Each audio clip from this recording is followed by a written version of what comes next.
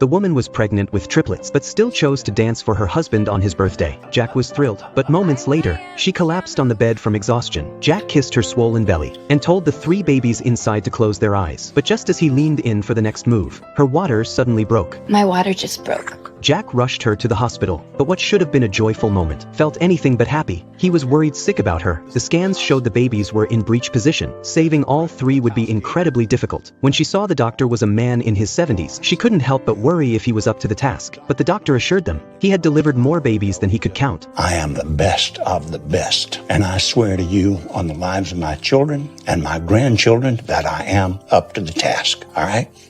Okay. All right.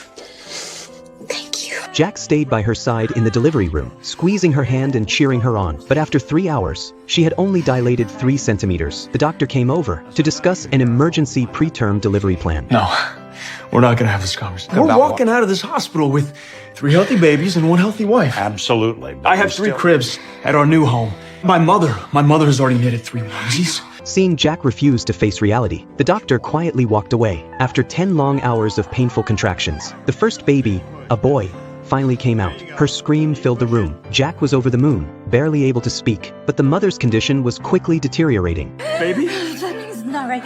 Something's all right. The doctor knew it was too risky to keep going naturally. She had to be moved to another room for a C-section. To avoid distractions, Jack was asked to leave. Hours later, the doctor came out exhausted. He said her vitals were stable, but there was bad news. One of the babies had died in the womb. The cord had wrapped around his neck. There was nothing they could do. Jack was devastated, seeing how crushed he was. The doctor sat down beside him and shared his own story. He had been married for 53 years. He and his wife had been deeply in love, but he still remembered the heartbreak of losing their first baby. That pain is what drove him into medicine, so he could help save as many lives as possible. Now Jack was a father to both his wife and their 2 surviving children. He had to stay strong.